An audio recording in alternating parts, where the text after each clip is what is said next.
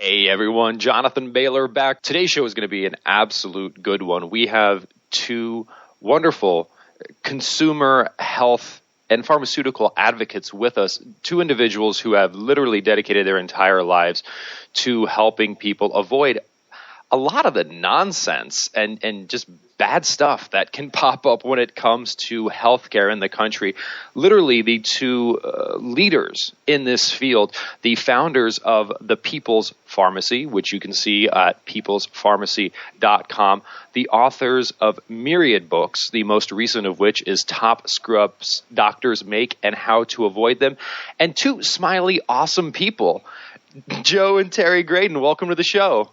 Thanks so much, Jonathan. Nice to be with you, Jonathan. Well, Joe and Terry, just to give the listeners who may not have heard about you yet a little bit of background, can you tell us your story and how you got into the advocacy position that you're in today?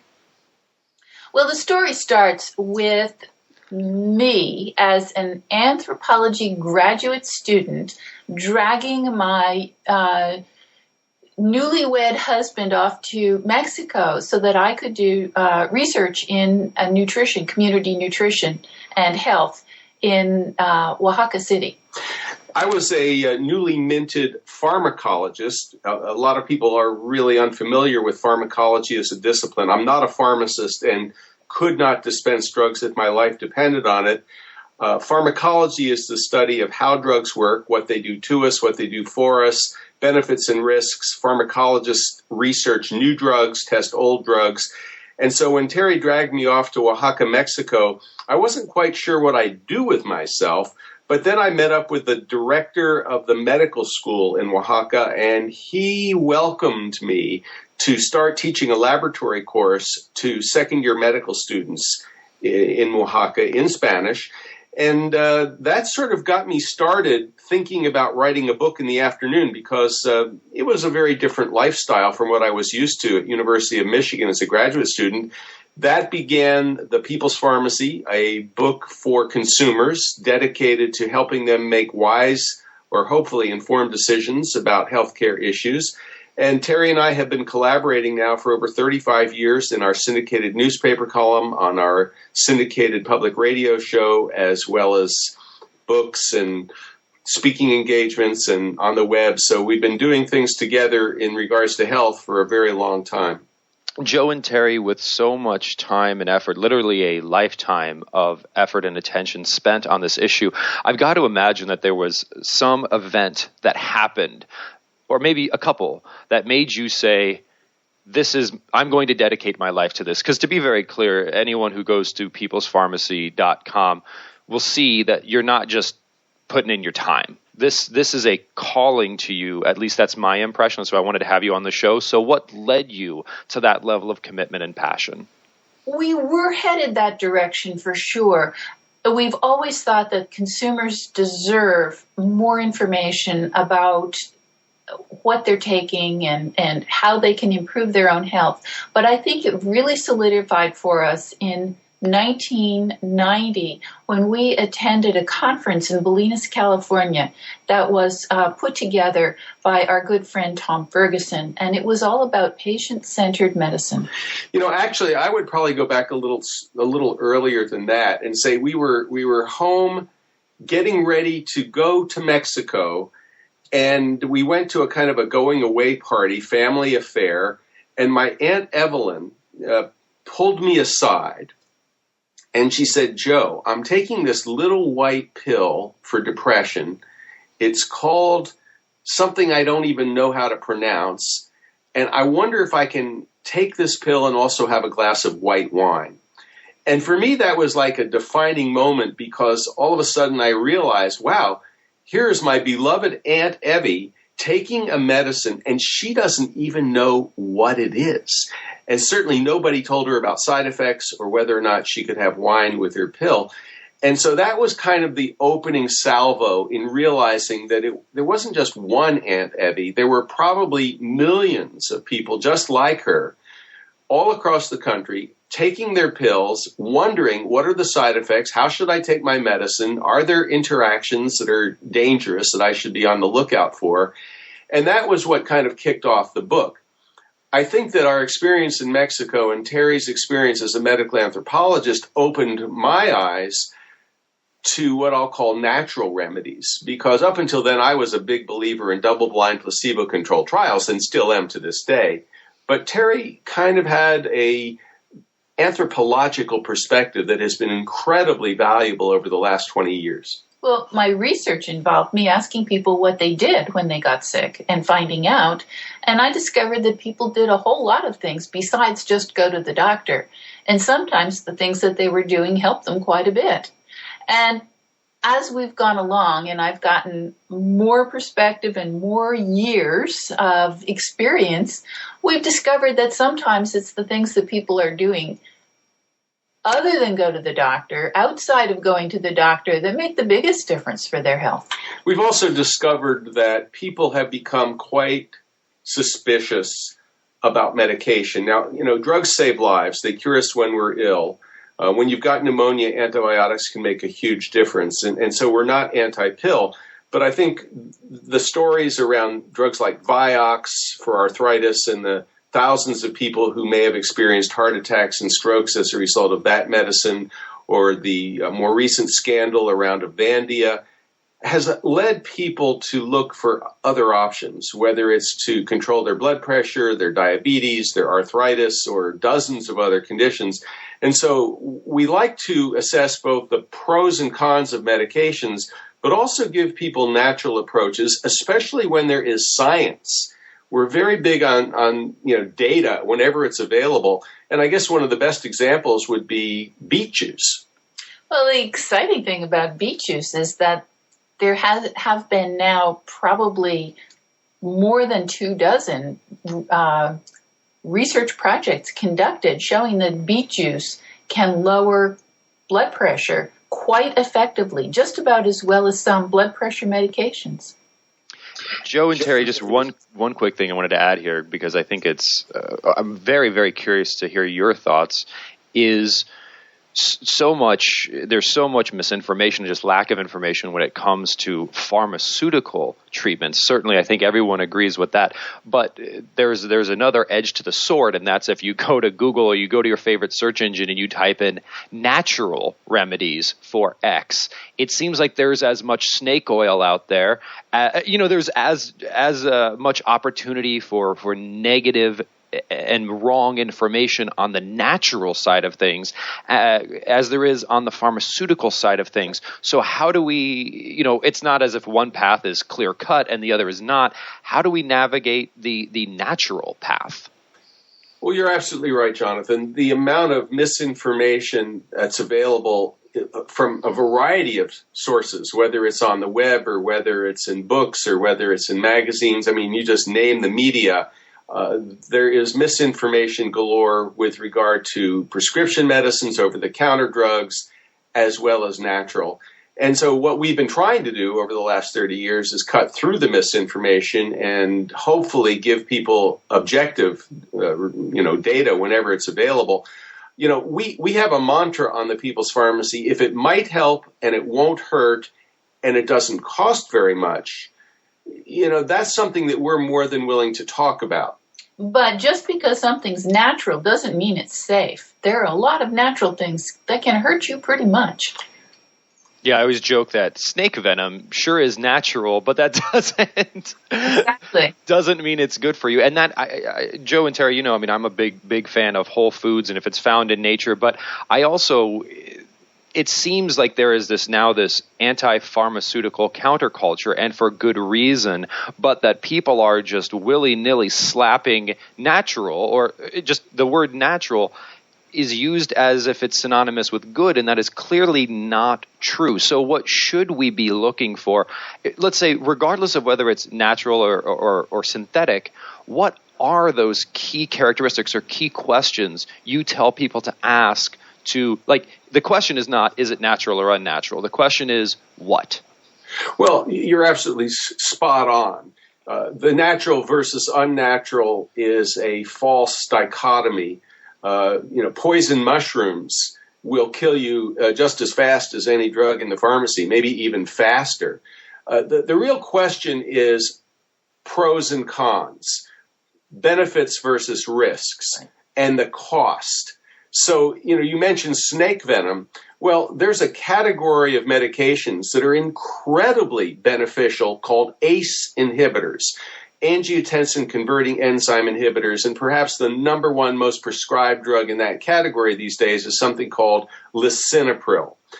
Now, this was derived originally as a result of research into snake venom, the deadly jararaca snake from Brazil. And, as an anthropologist, Terry can tell you how they came about discovering this drug. Well, it turns out that if you get bitten by the jararaca snake, you go into shock, your blood pressure drops, and you die. And, of course, that's very good for the snake and very bad for you.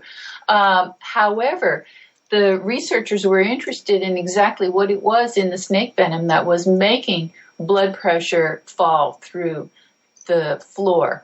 And what they came up with was the first compound in this class, as Joe said, of very, very helpful blood pressure medicines. Called captopril or Capitan. And the point here is that, here's this amazing category of drugs taken by tens of millions of people all around the world, saving lives, lowering blood pressure, but it has a number of side effects, one of which is a terrible cough, a cough that can't be quelled by cough medicine, a cough that can keep you up at night, a cough that can make you pee in your pants. It's that bad. And so, anybody who develops a cough on captopril needs to be taken off that kind of medicine and switched to a different drug. But that's just a demonstration of how, sometimes drugs come from nature. Jonathan, I think the most important question to ask about any therapy is, do I need it? What is it going to do for me? And what's it going to do to me? And are there any alternatives? Can I get my blood pressure down through other mechanisms? Exercise, losing weight. Drinking beet juice. Drinking beet juice. And so even if it was a natural remedy, in quotes, again, something we'd like to see eliminated from the lexicon, but even if it was an herb or a home remedy, the question is, might it help? How much might it help? And what are the risks? If you're trying to get rid of lice, the last thing you want to do is put kerosene on a kid's head. A stray match or a spark could be deadly. On the other hand, putting Listerine on a child's hair and rinsing with that is likely to kill the lice in about 5 or 15 minutes. And since people are gargling with it every day, the likelihood that it's going to cause very much harm on a child's head, slim to none.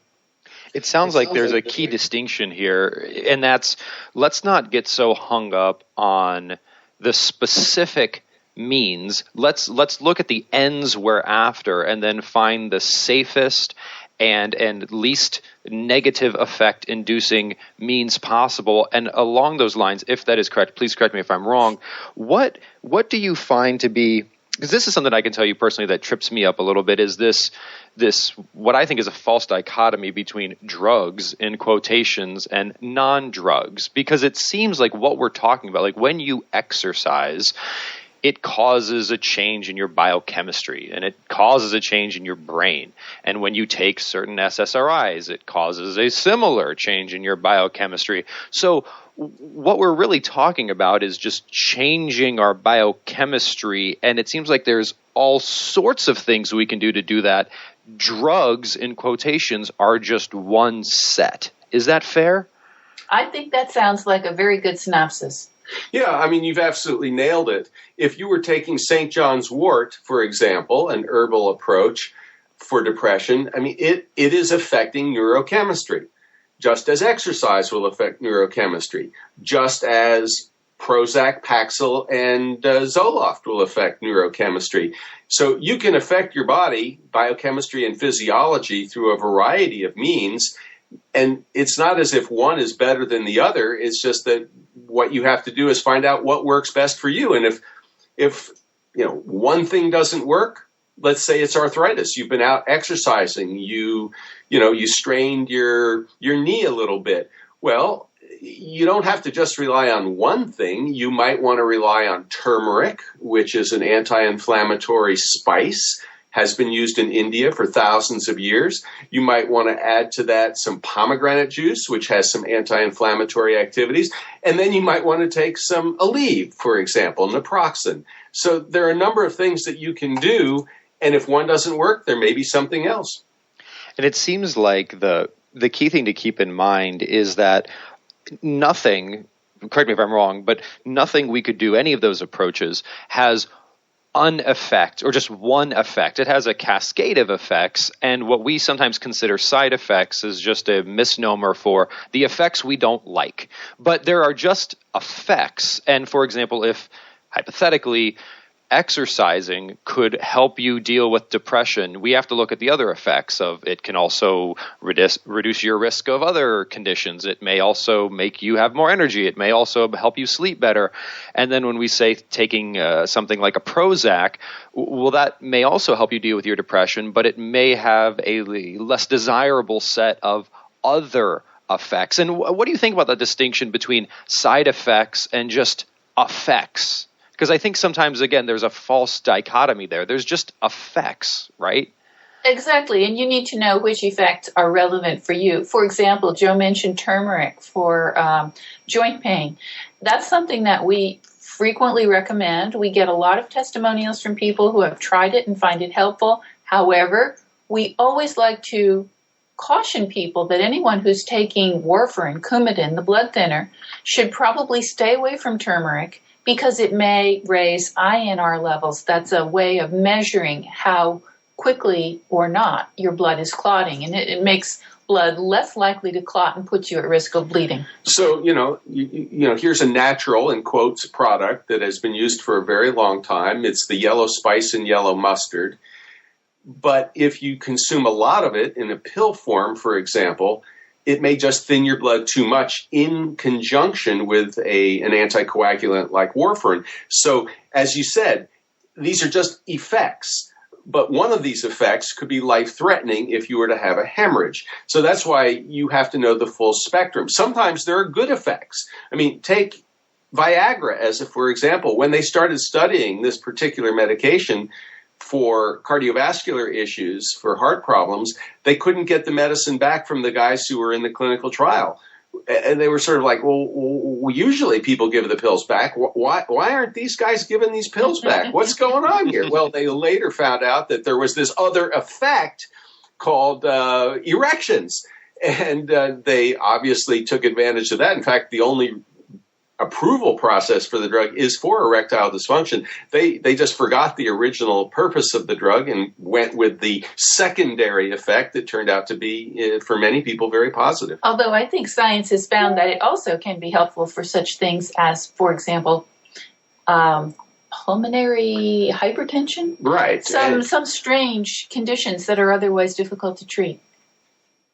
Well, Terry and Joe, I got to tell you, there's so many options out there available to us. Like you've mentioned turmeric, if I'm pronouncing that correctly. And I can imagine that a listener could hear this and say, oh, that's great. I'm going to go to Google and I type in help me with turmeric, or find good turmeric, or cost-effective turmeric, and they will literally be deluged with a bunch of marketing and spam and virus-ridden pages of anything involving any treatment of any kind of condition is a minefield. What should we look for or see through when pursuing treatments for that which ails us? Well, a good, healthy dose of skepticism. I mean, pretend you're from Missouri, that you have to be shown the data. I mean, all you have to do is turn on the evening news, and of course, you will be inundated by prescription drug commercials. So it's sort of it's the same thing, except it's being pushed at you from TV and on when you say going to the web and searching for arthritis relief, and now all of a sudden you're hit by hundreds of spam messages, or here, try our particular brand of turmeric. So you're just going to have to be a little cautious. One of the things I like to do when I'm looking for information online is separate the information search from the search for a bargain. I don't want to get the information about the product that I'm looking for from the website that's selling it. I want to get it independently. And, one of our favorite resources is PubMed. That's the National Medical Library. And so if you put turmeric or the active ingredient curcumin into a PubMed search, you will find dozens, hundreds, maybe even thousands of scientific articles. The abstracts are available free of charge, and you can do your own survey and your own research and say, oh, okay, that makes sense, or uh-oh, there's a problem. Or you may need a medical dictionary while you're reading PubMed, but most people can, make something out of it anyway. Well, and I think that takeaway of one, if you can't find anything in PubMed, which for a lot of these things is probably the case, so it's good to at least do a quick search. And then also the tip of, please, listeners, delineate your search for information from your search to purchase. Because it seems like if you just go out there looking for the information, you'll look at much different sources, you'll avoid conflicts of interest. And to be clear, I think it would be also a false dichotomy to say anyone who might provide you with the product will misinform you. That's not what we're saying, I think. It's just that see those as two distinct actions. Is that fair? Yes, I think so. Yeah, you've absolutely got it right. Because, whenever there's a conflict of interest, and there often is, both in the world of medicine and the world of whatever we want to call this, alternative or complementary medicine, whenever there's a seeming conflict of interest where somebody has something to gain, be skeptical. And in terms of skepticism, how do we avoid taking that too far, right? There's every day we talked about, you turn on the news and it's just like, oh, if you go to the hospital, they're going to screw everything up and 20 million people die a year of mistakes. And certainly these things are all true. But at the same time, we don't want to be neurotic, or we don't want to artificially avoid seeking out treatment for that which ails us. How do we find the balance there, that healthy skepticism, while still not shutting ourselves off to feeling better? Well, be informed. I mean, that's really what we have been trying to accomplish for, as you said, over 35 years. You need to be prepared to ask difficult questions of both the health food store clerk who may be trying to sell you a particular brand of fish oil, as well as when you go see your physician and your doctor is prescribing a new medicine for you. You need to find out what are the benefits and what are the risks, and write them down. And find out how common they are. And then find out, well, when should I start feeling better? And if I don't start feeling better, what should I do about that?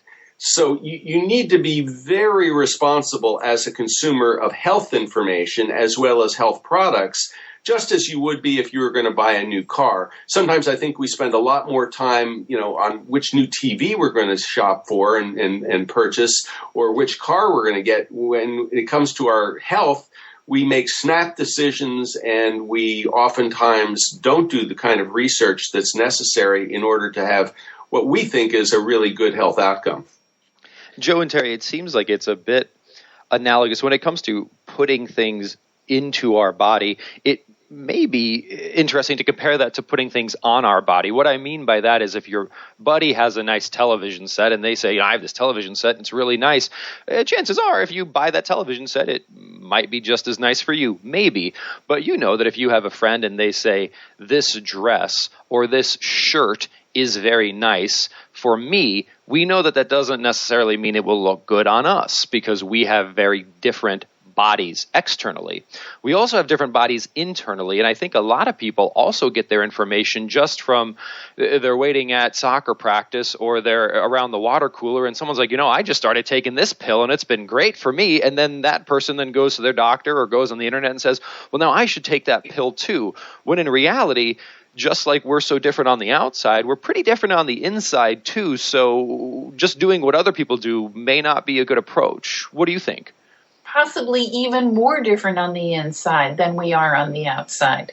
We're just beginning with the Human Genome Project to appreciate just how many little tiny but very important variations there can be from one of us to the next one. So when it comes to swallowing an antibiotic, for example, some antibiotics may work far better in some people than other people. We mentioned the blood thinner warfarin a little earlier and how it could perhaps interact with turmeric. Well, some people metabolize warfarin differently than other people.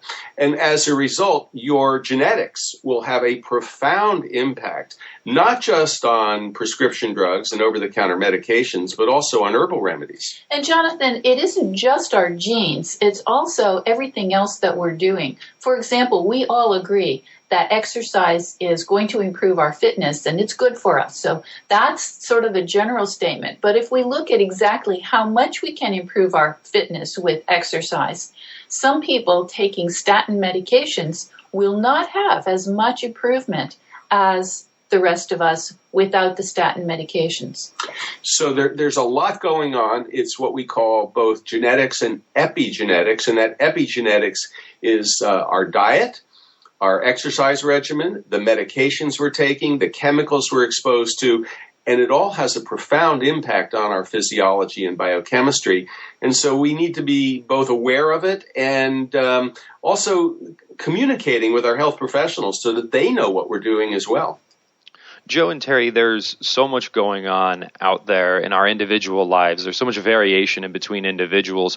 It seems that we always want shortcuts, and sometimes shortcuts can be bad, but also in reality, shortcuts can be good. Like the way the human brain is structured is we often look for shortcuts. We're like, oh, this worked this way in the past, so it'll likely work this way in the future.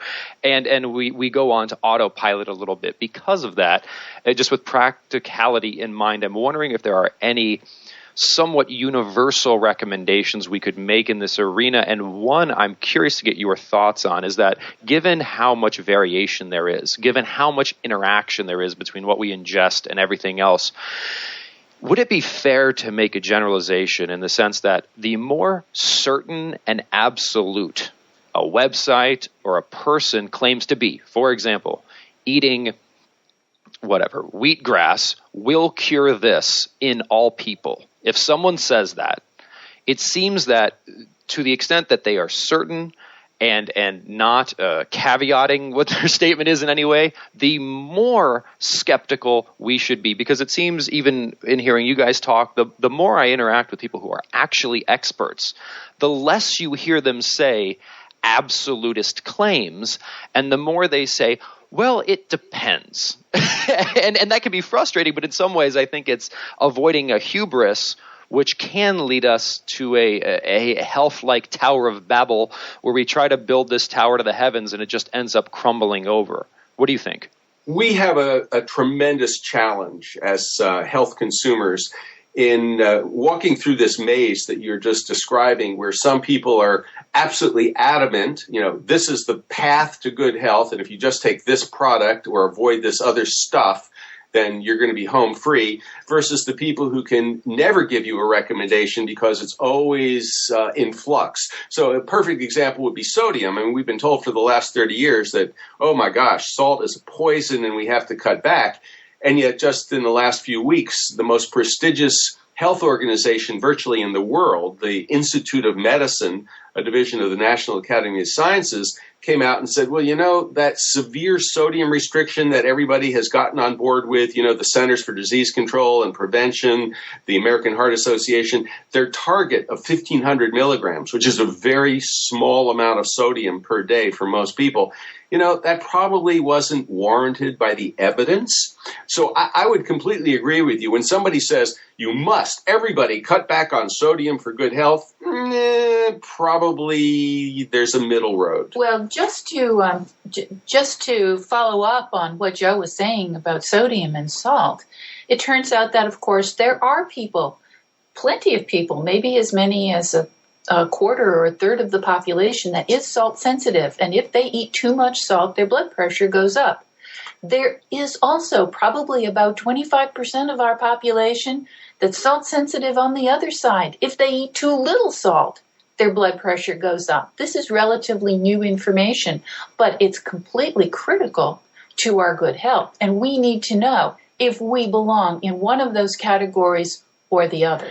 You mentioned a quick fix, and I think that whenever you hear about a quick fix or something that's supposed to be the answer to all of your health problems, that we would agree with you. Run the other way. We saw this with dietary supplements. For a long time, vitamin E was supposed to be the answer, or beta carotene was the cool dietary supplement that everybody should be taking. When we actually saw the research, what we learned was, separating these ingredients out of food is probably not such a good idea. Jonathan, a lot of times people will say, if it sounds too good to be true, it probably is. I think we're on board with that one. Yeah, and that's true of prescription drugs as well as the dietary supplements we've been talking about. When somebody came along and said, oh, we've got the perfect anti-anxiety pill. It's called Valium. And whenever you're feeling stressed or anxious or nervous, here, just take a pill. Mother's Little Helper. Was even in a song that you may remember going way back. But, clearly taking a Valium or a diazepam when you're feeling stressed isn't going to solve the underlying cause of the anxiety or stress, and that sometimes takes some extra work. So whether it's a sleeping pill or whether it's an anti-anxiety pill or whatever the pill or the dietary supplement, there really aren't that many quick fixes out there. It seems, this can become extremely complex. It might only be complex if what we're relying on are things outside of ourselves. Now, what I mean by that is not let's ignore all science and just trust our bodies. But what I do mean is, and I'm sure Joe and Terry, you guys get this a lot, is people will say, well, should I or should I not do X? And where X works for some people, doesn't work for other people, like most things in the world. And the question I often say back to these people, well, assuming X is not poison, like we talked about earlier, have you tried it? Did it help you or not? And if it did, then keep doing it. And if it didn't, stop. Like literally, it's complicated, but on the same level, isn't it so simple? If it's not poison and you can afford it and there's some reason to believe it could be helpful, try it. If it helps you, that's good. If it doesn't, stop. What do you think? Doesn't that sound like common sense? I think common sense is really, we always say that common sense is the absolute most important ingredient in any of our home remedies. Well, what we'd actually say, Jonathan, is that grandma's wisdom is the foundation upon which pretty much all health decisions can be made, and it has stood the test of time. So what did Grandma say? Eat your vegetables. Now science has confirmed Grandma was right, and the more vegetables you eat, the better off, the more colors, 5 to 7 helpings a day. What else did Grandma say?